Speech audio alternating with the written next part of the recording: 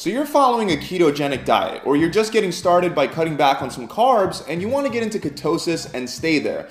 And the reason is because you want to burn some extra body fat and get really lean without being miserable. And you find out that ketosis is pretty much a state in which your body predominantly starts using fats for fuel in the form of ketone bodies rather than glycogen.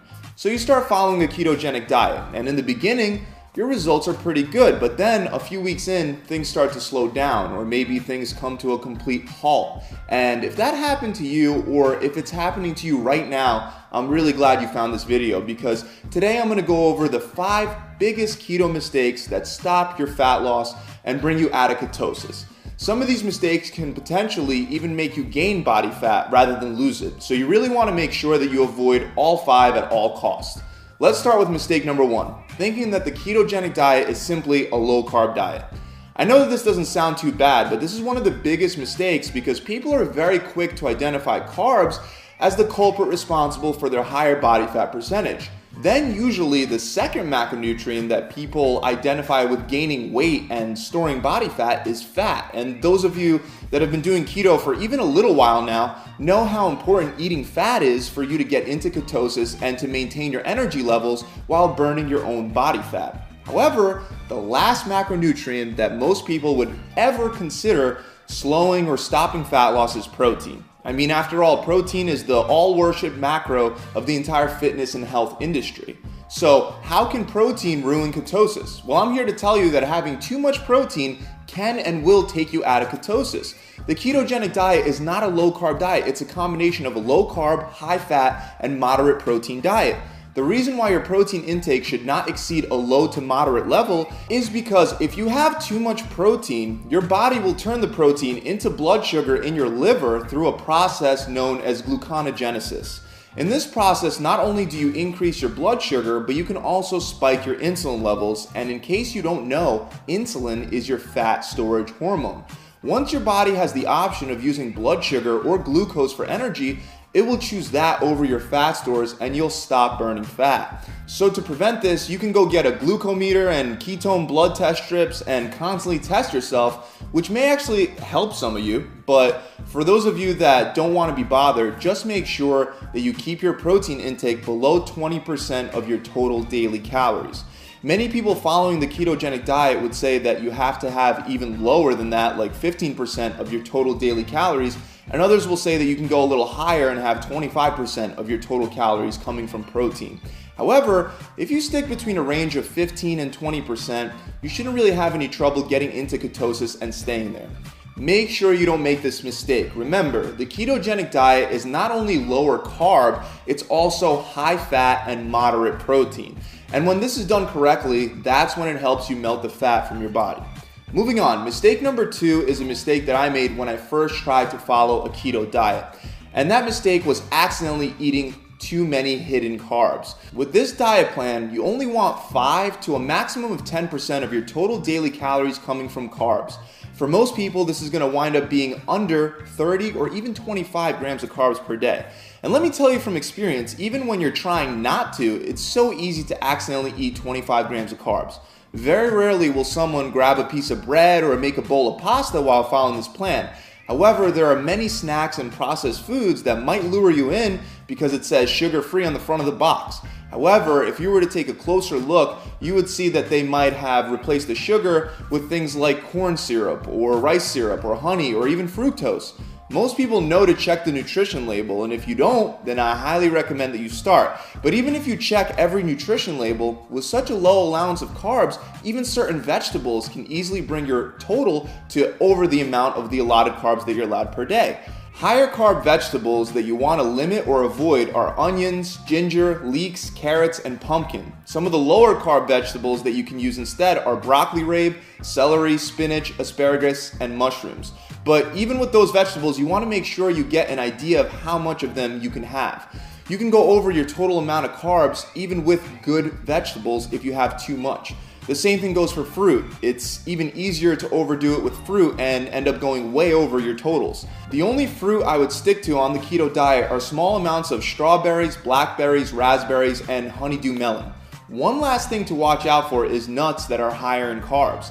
The nuts with the most carbs are cashews, pistachios, and almonds, while the lowest carb nuts are pecans, brazils, and macadamia nuts.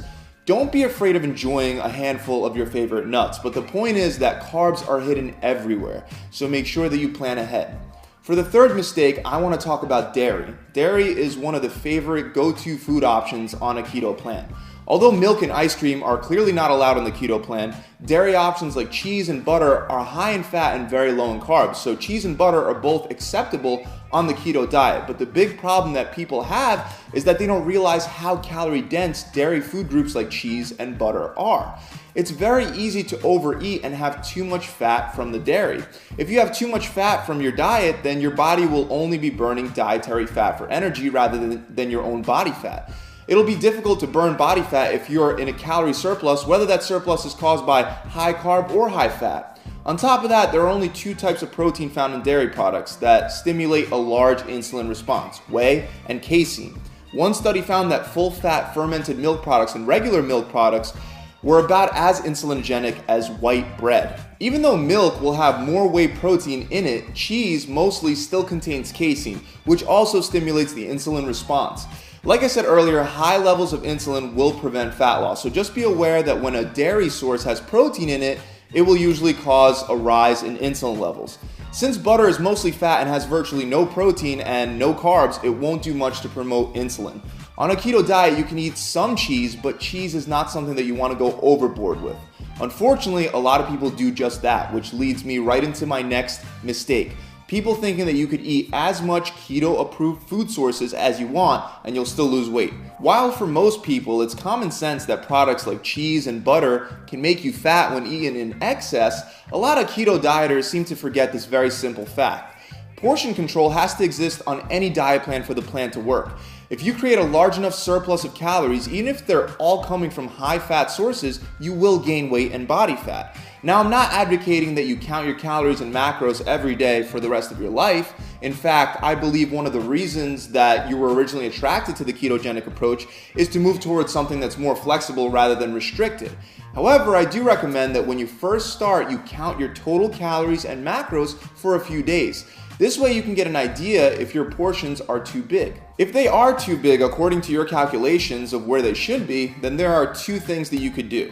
You can, number one, reduce the number of times per day that you're eating meals to have fuller meals when you do eat, or you have to reduce the amount of food you're eating per meal to have smaller, more frequent meals throughout the day. The point is, keep in mind that the rules of thermodynamics still apply to the keto diet just like any other diet. The last big mistake that people make that is the exact opposite of having too much fat is not getting enough fats. Most people that start a ketogenic diet do it to lose weight and body fat as fast as possible. So they think by limiting fat intake as well as carb and protein intake, they'll lose fat even faster. However, part of getting into ketosis is training your body to use fat as its primary source of fuel, which means that your body will still need fat to serve itself as energy. At least 75% of your total daily calories should be coming from fat, and some recommend going higher, like 80% of your total calories. If you don't intake enough healthy fats, then your energy levels will plummet and you'll start feeling tired and lethargic. When most people start, they go through something known as the keto flu, which is basically your body adapting to less carbs and more fat in your diet. The keto flu leaves you feeling tired, grouchy, and really low on energy, and it'll be much worse if you're not giving your body enough fat. It's a fine balance to not go over and not have too much fat and to not have too little fat. Again, this is why I recommend using my calculator that I linked up below. It'll help you find your ideal calories and macros for this diet plan. Then once you have those numbers, simply track for the first couple days to get an idea of where you're at. That's it, guys. I really hope this video has helped you out. If you enjoyed it, make sure you subscribe to this channel. Also, right now, I'm running a 6-week challenge that has my clients losing an average of 20 pounds or 5% body fat in just 42 days. There is a keto-style diet plan that's included with this program, so if you want a done-for-you plan that's simple, effective, and you don't even have to think about it, click the link below and visit my website.